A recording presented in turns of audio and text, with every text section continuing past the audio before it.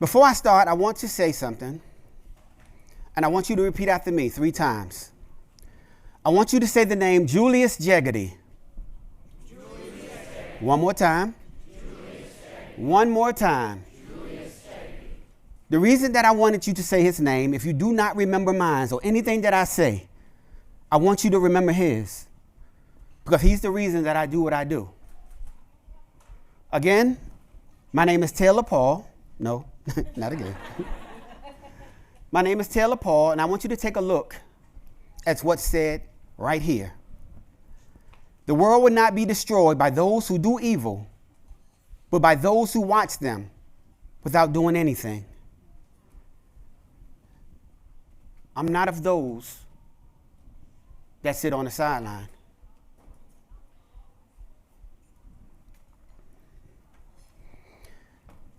In 1991, my brother was killed on a basketball court.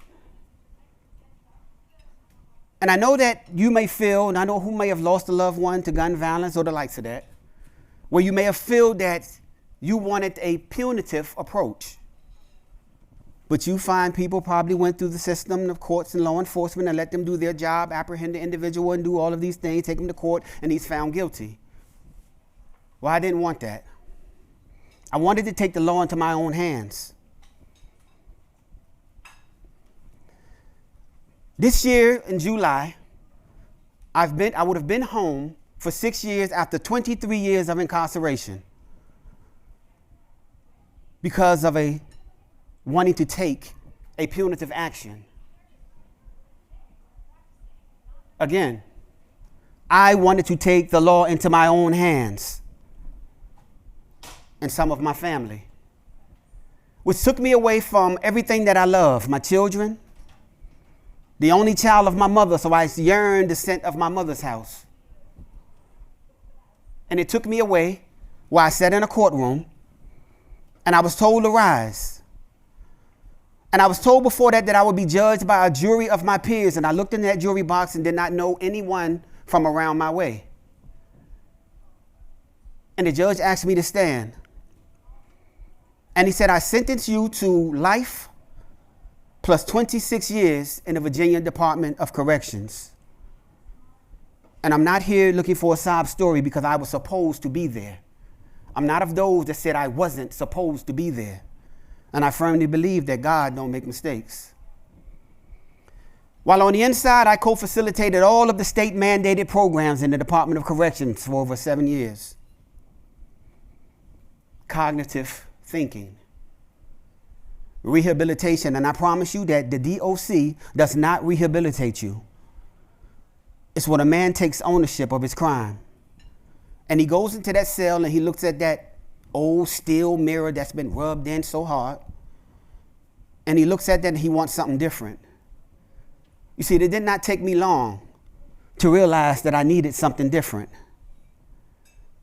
And my job was to help men with their transition back to society. And I was hoping that one day someone would say, well, Taylor, if he's helping men with their transition back to society, successfully might I add, then one day he may be ready himself.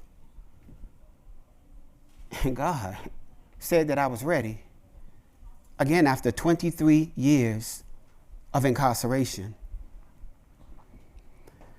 While on the inside, again, I met a guy by the name of Jawad Abdul, and I would be remiss if I did not mention Jawad Abdul. Jawad and I sat inside of the prison trying to figure out ways that we could come home to eradicate some of the social ills that we helped create. You see, the youngest in our neighborhoods, they don't look up to the LeBron James. They don't look up to all the athletes or such and such entertainers.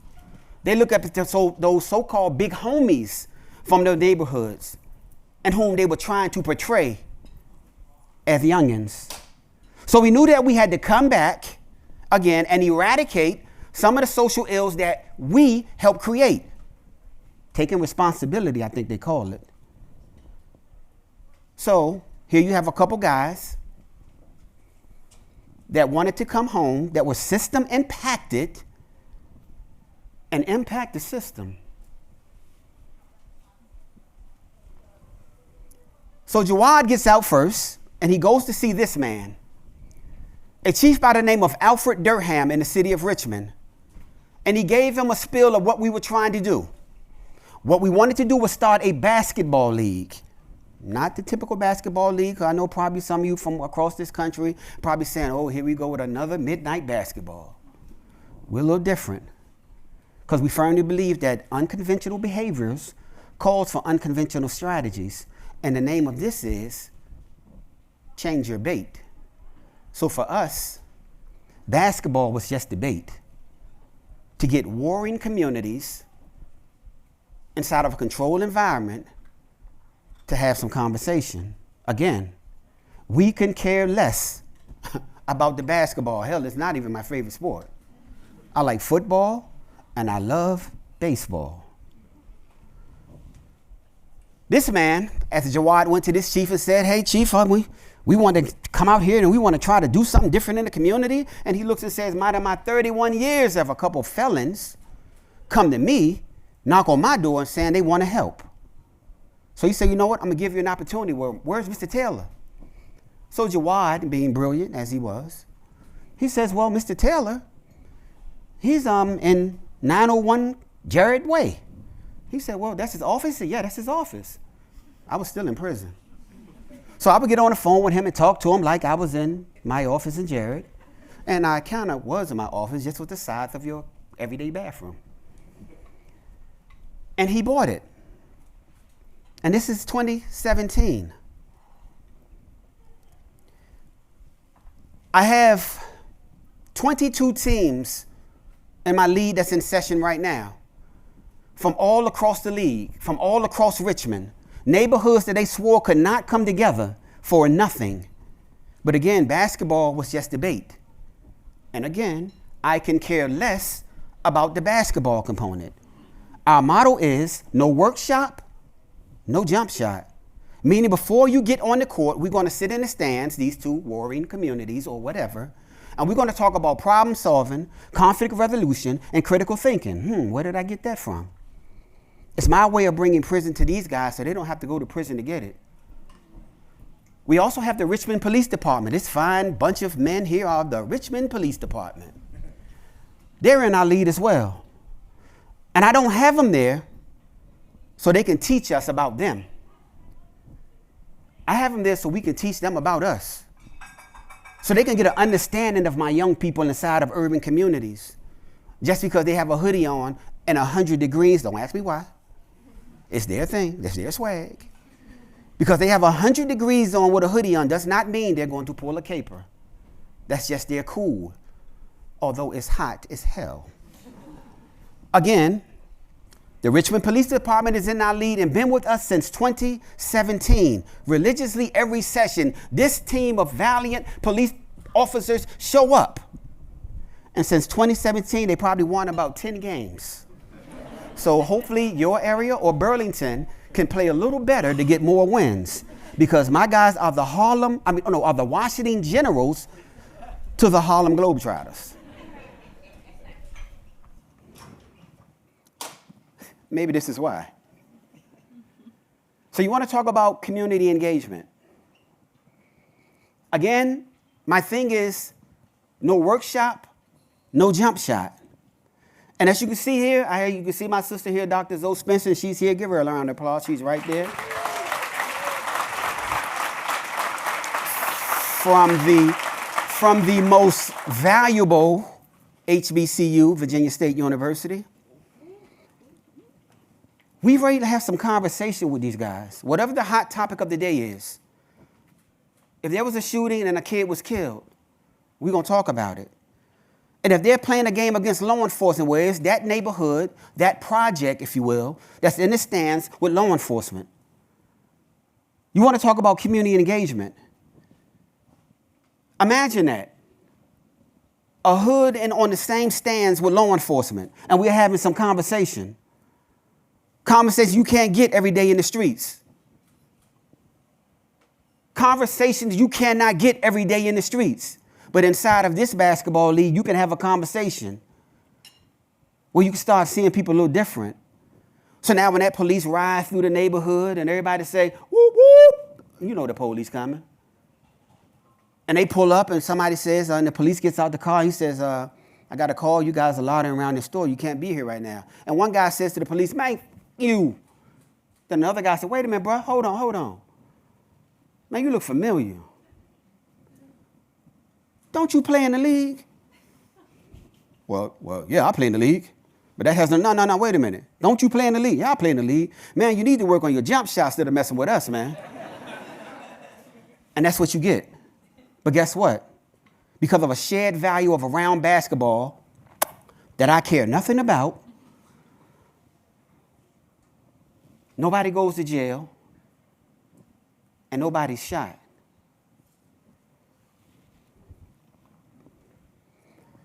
If we can play together, we can pray together. For every game, man, we're gonna have some prayer. Got to talk to the man upstairs. Can't do this by myself. And I promise you that God's plan is undefeated. Can't do it without him. And we have people from all walks of life. Whether they Muslim, Jewish, Christian, Baptist, whatever. If we're gonna play together, we're gonna pray together.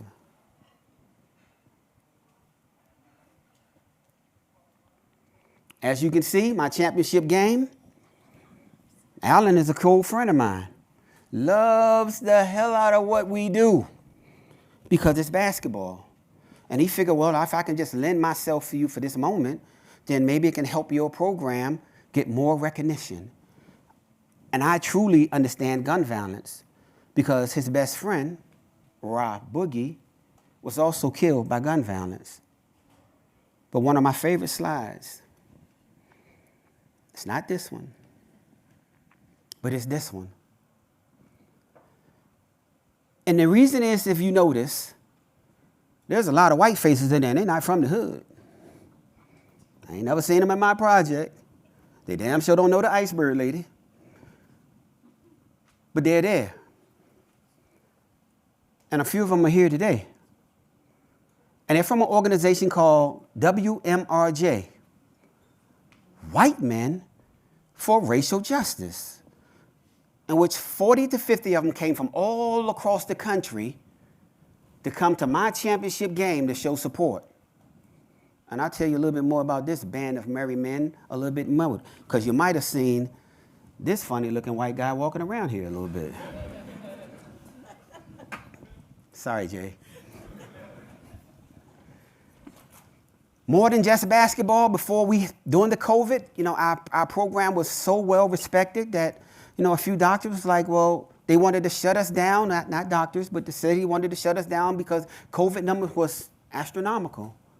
Well, this doctor said, hey, man, I really respect what you guys are doing. I want to help. I tell you what, I'm going to get every rapid testing I can find, and we're going to test the guys, every one of them, before they go in the gym. Yes. She tested everybody before I got tested so many times, man, that I knew I wasn't positive. Everywhere I went somewhere to say, have you been tested? I said like 400 times last week because of Dr. Waller. Another consistent individual that understands that they cannot sit on the sideline and do nothing. During the height of COVID, we did everything we possibly can, sort of tackling gun violence or the two pandemics at the same damn time. Passing out gun locks.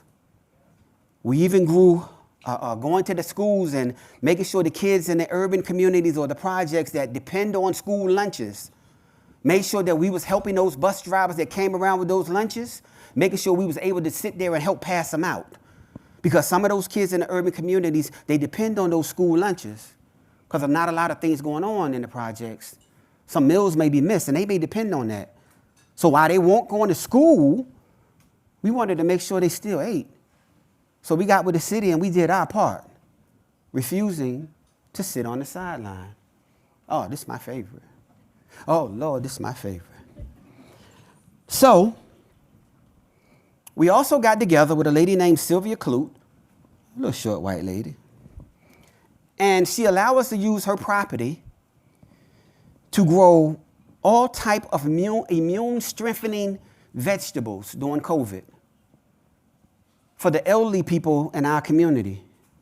We grew onions, we grew garlic, we grew beets, we grew everything. One lady say, Paul, bring some greens, baby. We grew some greens too. Because we refused to sit on the sideline and do nothing. Yeah, that's me, cat in the hat. Go up in them schools as well. Make sure the kids is having some fun. My cat in the hat may be a little different than yours, but cat in the hat is the cat in the hat. Also, make sure we help kids with their homework, especially if we have a few older guys in the league. And the reason we have a few older guys in the league that may have children, because they are the ones that are influential inside the urban communities. So I want them in there as long with my young folks. So if they bring their kids, we're going to help with homework because we refuse to sit on the sideline and do nothing.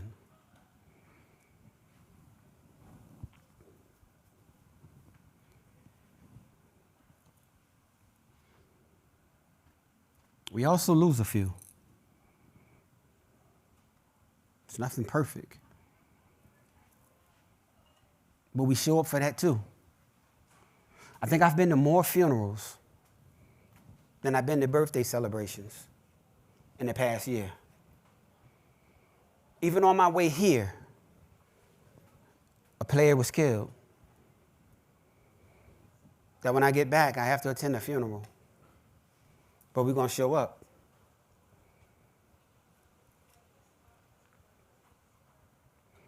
That jersey's about to be replaced with another one. Because it's serious. I don't care where you're from, who you are. This particular pandemic affects us all because it's an attack on humanity.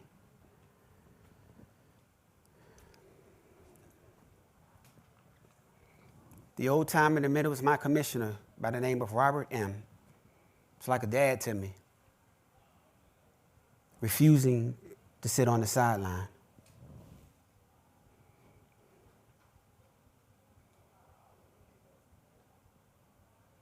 I guess the picture pretty much says it all.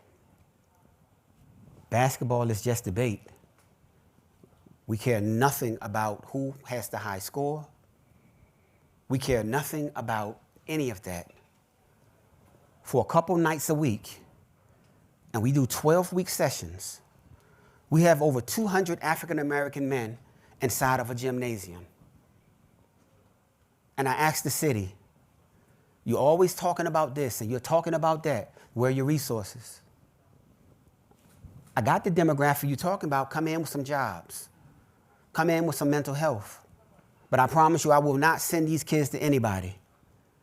I don't care how many degrees you have. If you're not about that work, I will not send these kids to you.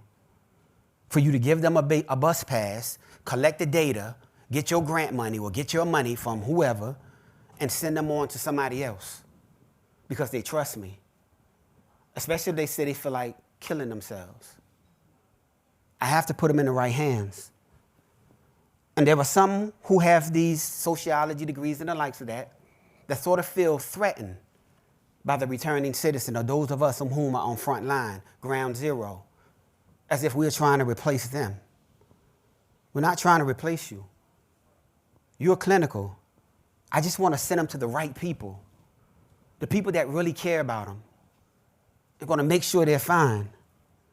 I don't need them to come back and saying that that person was a hoax.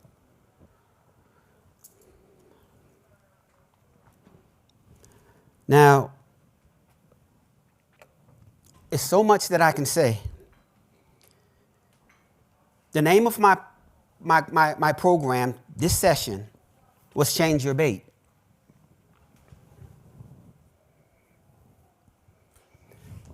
The bait I used today to get your attention was RVA League. Again, the bait that I used today was my basketball league and what we do in the city of Richmond to get your attention today. So I changed the bait. And the reason being is because I wanted to talk to you about something else. Because our moral compass is under attack.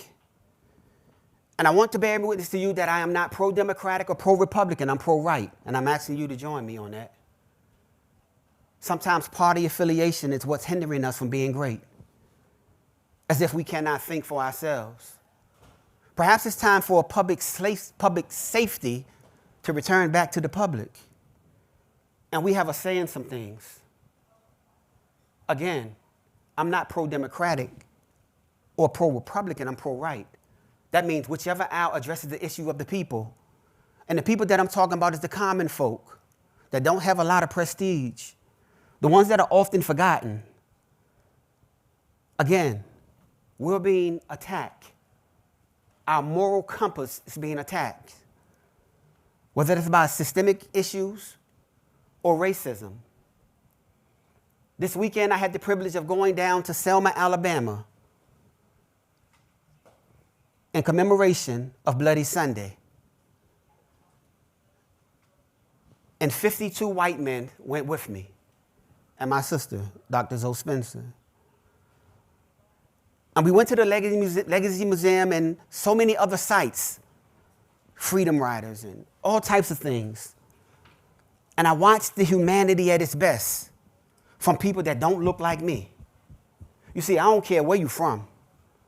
If you about this work, then let's get to it. Because we have some issues in this country that's only going to be eradicated by the people. Because politicians are far gone. It's our time, ladies and gentlemen. Do not be afraid of the assignment. I'm looking at 50-something white men that from an organization with as close to 300 when it started with 2. And they're not afraid to use their privilege. I'm going to say that again. Because some of y'all may be afraid to lose your privilege. I don't know what it feels like, so I ain't never had it, so I don't know what you're feeling. But I know what it feels like to be on the side of right. And didn't no politician tell me that. My mama did. And all of your mothers taught you right from wrong. And sometimes through family lineage, we hold on to traditions that's not really good because of what our ancestors may have said and how to treat a person that doesn't look like you. Well, I have no quarrel with anyone, but I do have a quarrel with injustice. And I'm going to say this before I go, and I want you to listen to it. I will meet every last one of you at the finish line. And I don't care if you finish first. Again, I will meet any one of you at the finish line. And I don't care if you finish first. So stay tuned. Be blessed. Love is a verb.